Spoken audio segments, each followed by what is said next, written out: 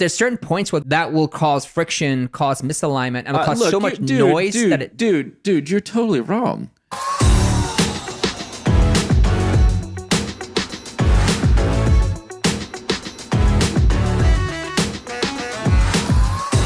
Hey, welcome to another episode of Marketing Against the Grain, your podcast for how to grow in counterintuitive ways. I am your host, Kipp Bodnar, joined as always by my host, Kieran Flanagan. We have an amazing show today. We are going to talk you through some of the common challenges and advice for structuring your marketing team. We're going to talk about what your team design solves for, how fluid and adaptable your team design is. Should all marketing teams look alike? We've got some amazing questions we're answering on today's episode. Okay, Kieran, team design.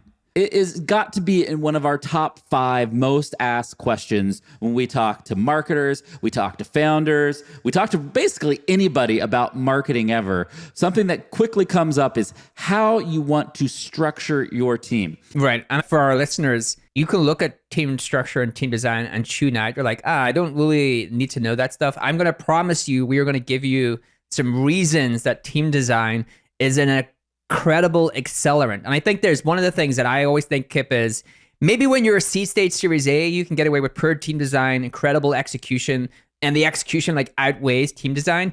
But when you get into that Series B, C, and further, team design becomes an incredible unlock. Like it's actually an accelerant. It can either be an accelerant of growth or it can be a true drag on your growth. And it's actually really hard to do. And I thought one of the interesting places for us to start is, what should team design even solve for? Yeah, Kieran, before we even get that, I want to take 20 seconds and be like, how do you know you should care about this topic? How do you know you should keep listening to this episode? And if you hear things from your team like, I'm uncertain what I'm supposed to do, my goals conflict with this other team's goals, we're not aligned with our sales team, or we're not aligned with our product team. If you start hearing those phrases, you have a team design problem. Yes, I hate this team. That team sucks. You suck. Yes. The more the fingers come out to point, the worse your team design and team communication is. And so if you are hearing those things, then you want to tune out everything else and just focus on the show we have for you today. And I think, Kieran, you're starting us in the right place, which is, what the heck should we actually be solving for with team design? So go. Okay, so I had some thoughts, and I'm really curious to get your thoughts because you've done a lot of this.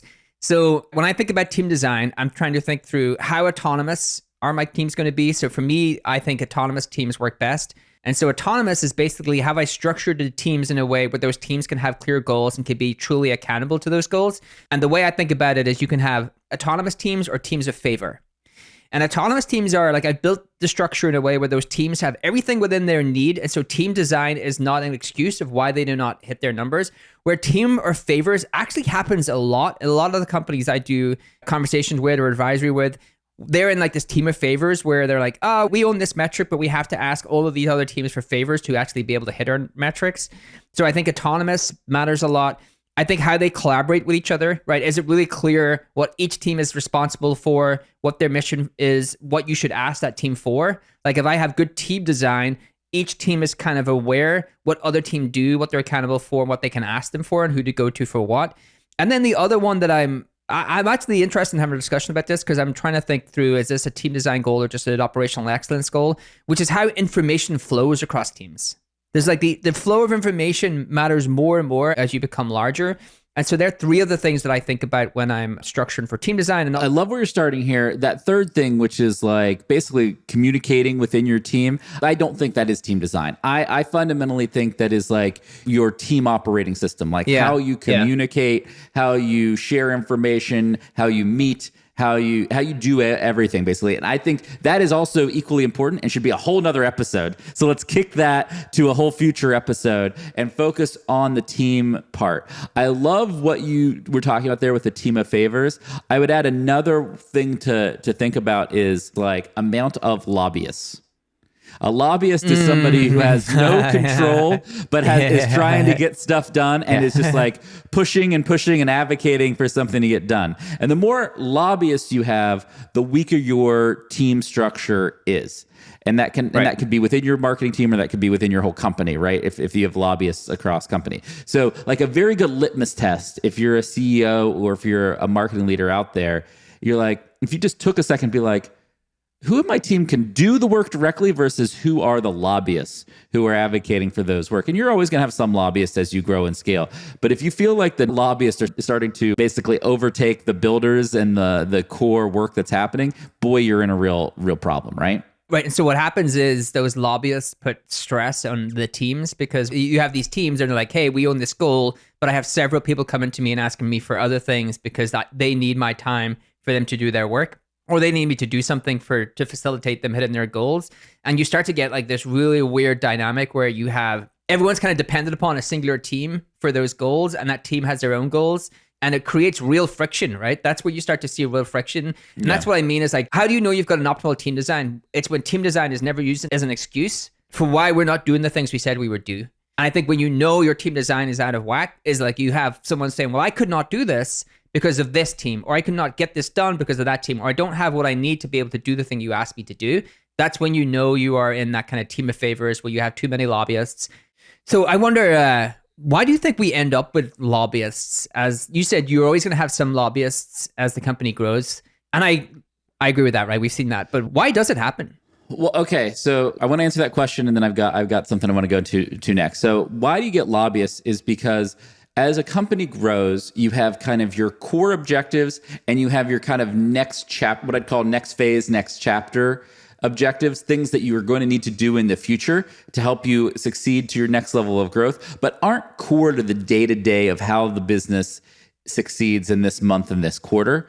And that's where lobbyists are born, right? Lobbyists are born by the people working on the next phase stuff that are trying to lobby the people working on the current generation of work to kind of try to pull them into the future. And I think there's cases like that where that's a really healthy thing, but you can get into a habit where you just throw more and more lobbyists at the problem, and that is actually quickly becomes a negative thing.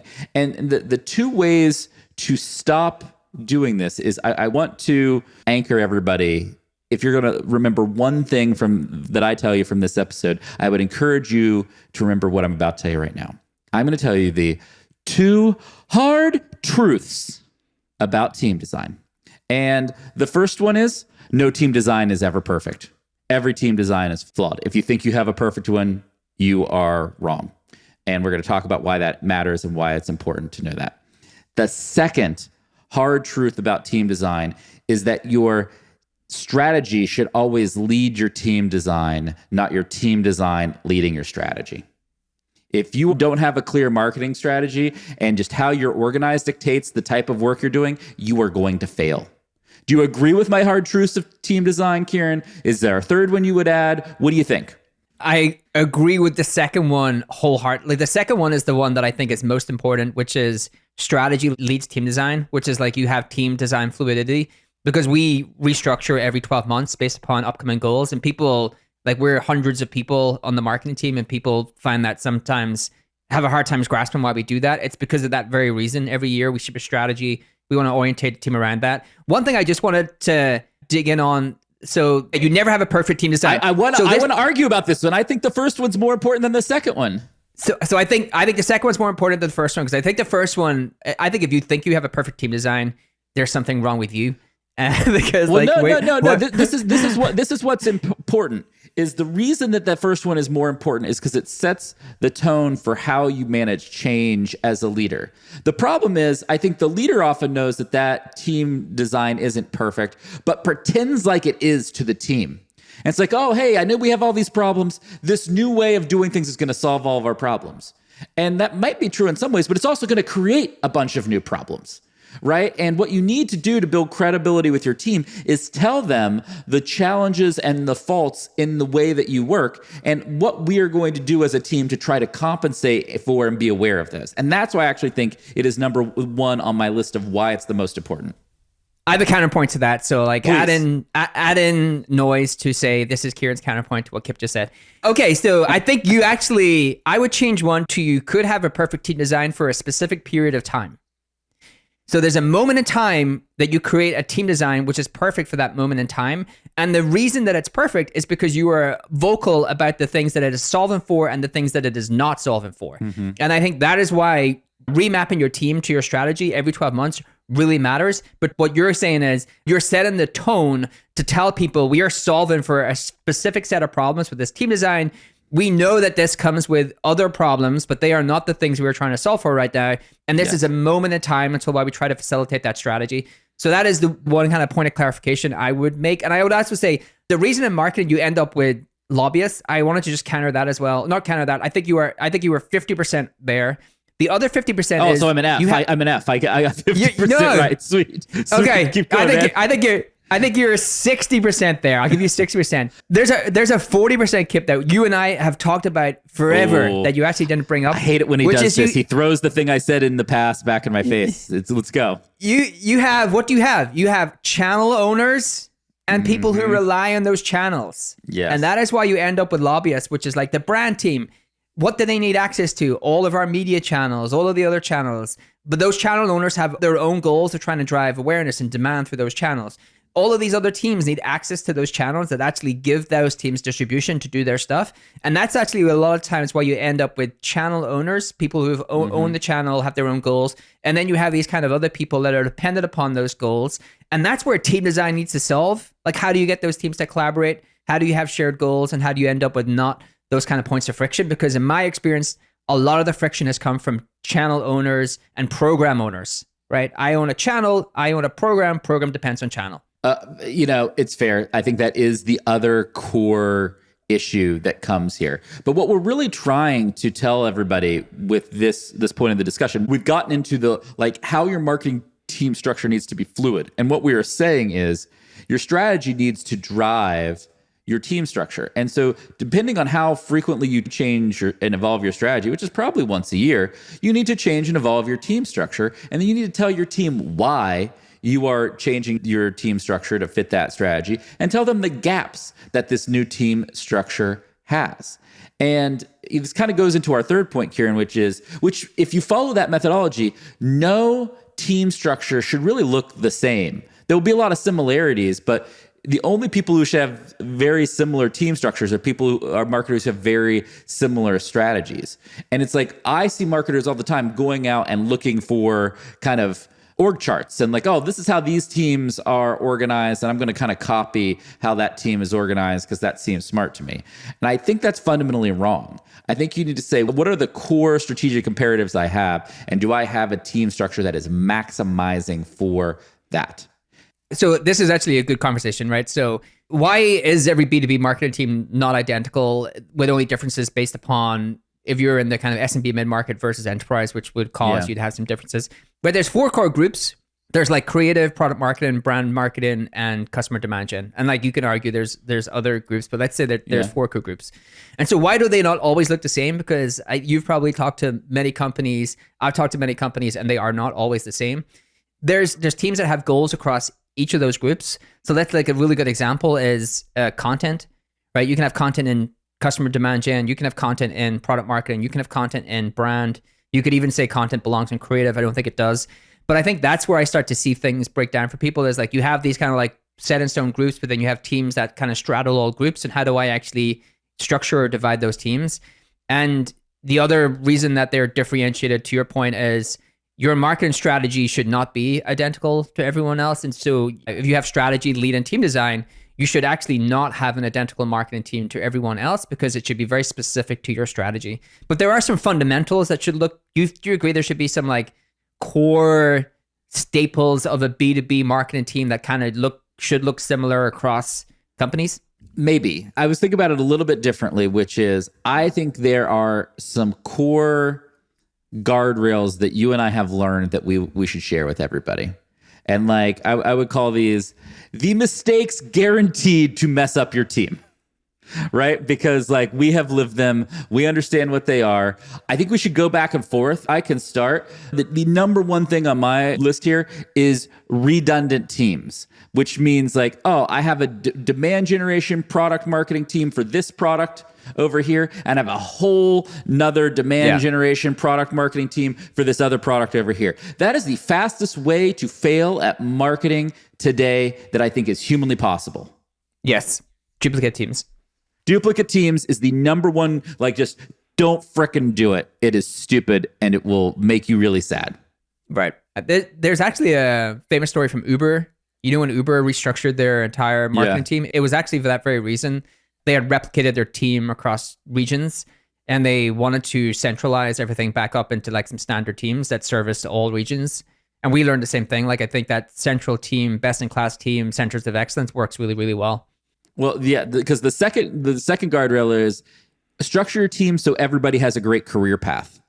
Like if you like nestle in web developers across your team to do different work, but they have no technical leader to help them develop their skills, for example, then they're going to leave and you're going to have no continuity of solving that problem. And so you need to have a structure where everybody has a great and clear career path. Right. And then the big one for me has always been that I obsess over the team of favors versus autonomous, can own my own mission. Yes. Because this happened when we were building the product-led growth team in multiple iterations, is when you look at the team and you looked at their metric and you're like, who's involved in actually making sure we hit this metric? It was not just that team, it was a multitude of teams and those teams had different goals. So I think that's another one of my ones. And then the other controversial one maybe is like, there's like a sentiment out there sometimes that you build team structure around leaders. So you have an incredible leader and actually that leader can take on much more things, a diverse set of things. And yeah, you have to kind of squint to see if that team structure makes sense, but they're such an incredible leader. We just want them to do that thing. I would say you build team structure agnostic of leader. I think that, again, coming back to my point, maybe if you're pre-seed or series A, it makes sense. Like build team structure around incredible leader and maybe it's not the right structure, but that leader is just so good, they're going to make real impact. Versus when you get bigger, that misalignment or that bad team design brings doesn't matter how good they are, it just becomes a drag on your growth. And so I would build team structure agnostic of incredible leaders and then find incredible leaders that fit with your team structure. I kind of disagree with that. Like I thought you were just I saw the Kipp brain ready to disagree. Let's battle it out then. Look, I think as a leader, your job is to always lean into the strengths that you have. Like, what are the strengths and the unfair advantages you have in solving this problem? And normally, on any team, that comes down to a handful of really, really talented people. Those people might be leaders, top-level leaders, mid-level leaders, individual contributors across the board. But what you have to say is, I have this leader and that is exceptional. And you're kind of making an argument of like, you shouldn't artificially give that leader things that he or she is kind of a stretch to go along with the core stuff that they're working on. That I will agree with. But what I would disagree with is like, I think you have to lean more, invest heavier in those leaders, and you might even align things in an untraditional way. Because one of the things is you can rationalize alignment. Like one of the things we did that I think was unconventional is we put product marketing and all of our like sales and revenue marketing under one leader so that we had one point person that was the glue between not just marketing in the product team and marketing in the sales team, but also sales in the product team. And you had this like real clear alignment. And so I think there's a way to make a lot of different org structures work, but to do that, I think it does depend on remarkable leaders. So I'm going to disagree with you there. Yeah. Well, I think that you did that for alignment, right? You did that because there's a real reason to have those teams together. There's an incredible leader who can lead those teams. What I'm saying is like there's an incredible leader and they just have more capacity, but there's no reasonable choice or there's no kind of choice you can make to give them more scope that wouldn't break your team design, which is like completely built around your strategy. It's not like, I'll give you a real example, right? Sometimes, I talk to companies and they're like, where will growth sit, right? In PLG companies. Yeah. And the founders will say, well, where do you think? And I'm trying to like go through different iterations of the structure. And some founders will say, well, we're just going to put it wherever the best person is. Like there's just a person that we think is going to be incredible. Doesn't matter. They could be lead in sales. They could be lead in marketing. They could be lead in product. but like there's just a leader, they haven't really thought about the team design, and they're just thinking, well, I'll just put growth of that person because they are the best person. And sure, I think that can work when you're like maybe seed series A and there's a certain amount, you just need execution, but there's certain points where that will cause friction, cause misalignment, and will cause so much noise that it... Dude, you're totally wrong. You have like advocated for the opposite of this, where you're like, oh, I need somebody who's a builder in the early stage of an important project or important initiative for the company. And you've said that. And so I think what you would say is, oh, I'm going to put this with somebody who can build it in the early stage, even though it's early stage. I said early stage. I said you were talking early stage of a company, and I want to correct you because I think it's early stage of that project or product line or offering, whatever that may be. You could be a bigger company, and you've got this new thing you're incubating, and it needs to be with a builder for the first year or two, and that org structure might not make sense, but you're solving a little bit more for the person and their ability to build it than the org structure. And then as it scales, what I will agree with you on is that's when you have to make it really fit and make sense in the org structure. Okay, that is what I'm saying. Yeah, so I guess I'm using company size as a yardstick to like say early stage of whatever project it may be. But to be sure, like early stage builder, team structure does not matter, execution matters. And then latter stage, when it starts to really work, you have to put it in some sort of team design that totally makes sense. You and I are in agreement on that. So Kieran, I want to, in the last couple of minutes here, I want to give folks some really deep, actionable things that we are recommending that they go do based on this conversation to kind of evolve their team and their team design. And I think the number one thing we're saying is to have a clear marketing strategy and match your org design to your marketing strategy. To make that real for people, could you give us an example of what that like would look like in practice? Yeah, so I think that what we try to do is, in companies, you have an overall company mission. You break that into like pivotal things that has to be done across a year for that business. So like I get asked all this time, like how do you actually set strategy and goals for the marketing team? So company has mission, core mission never changes. We want to help millions of businesses grow better. Beneath that is like 3 to 5 things that truly matter across that year that the company needs to actually execute on, do world class on, and then the marketing team ladder up. Like, how are marketing going to be accountable for that? Usually in 3 to 5 things, and you look at those 3 to 5 things, and you start to think to yourself, well, strategically, are we set up to make a meaningful impact there?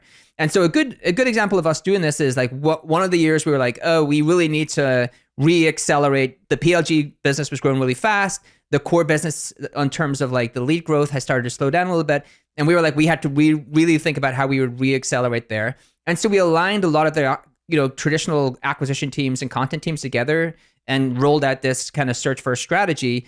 And that is an example of where we started to like redesign the team to facilitate one of the core goals we had for that year, like reimagine how we actually did inbound through a much more search first lens. And so you look at the core tent poles of what the marketing team needs to do across a year, and then you make sure that you have a structure that actually will be able to execute on those things. And coming back to what we discussed at the start, I think it's when you have a team that is autonomous can be much more successful, a team that is not dependent upon other teams and not asking for a bunch of different favors. And to your point, you would roll it out with the things that it's solving for and the things that it's not trying to solve for. Yes. So I think that's a great tangible example for everybody out there listening. We gave you some guardrails as well as no duplicate teams, make sure you've got clear career paths for everyone. Those are just good, sound, clean living for any marketing team structure or organizational structure that you have. And I think that is one of the more important lessons. And then the third lesson here is agility. And Kieran, I think you opened this with like, you have to be willing to continue to evolve and change your team. If you have a static team design and org structure, it just, your work and your results get static, I think is your take. Is that what you believe? That is what I believe. Yeah. I think that if you do not have a fluid team design, it gets out of whack with your strategy, becomes very stagnant and does not operate in the way that you want it to operate. The one thing we didn't talk about, Kipp, is would you do what Elon does? Get rid of all managers, just make everyone an individual contributor, which is what he wants to do to Twitter.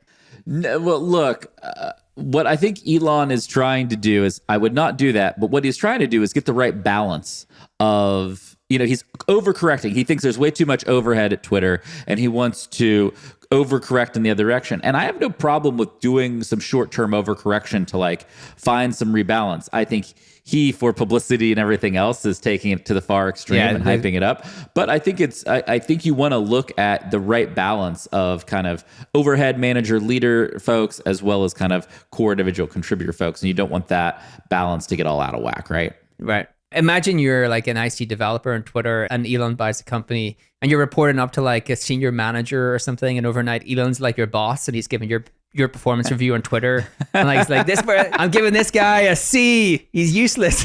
It's like, I canned him right after this. No, right? Like we could do a whole other episode on team org don'ts based on Elon and other leaders, right? But what we wanted to do today, and I thought we did a nice job of, was cover what are the core principles, and it gave you a lot of the great first principles around team design. We gave you some gotchas. Kieran and I had some heated arguments and debates about some things we disagreed on, that hopefully in that you found kind of your own side and own perspective to that argument.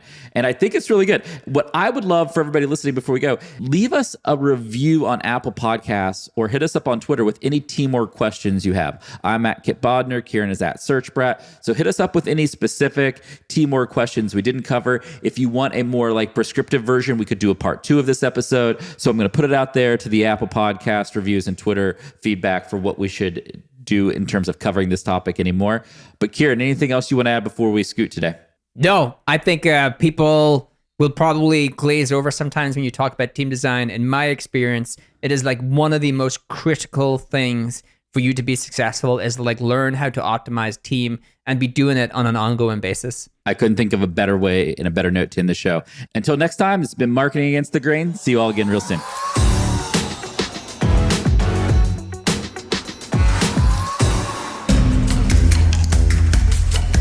Our software is the worst. Have you heard of HubSpot? See, most CRMs are a cobbled together mess, but HubSpot is easy to adopt and actually looks gorgeous. I think I love our new CRM. Our software is the best. HubSpot. Grow better.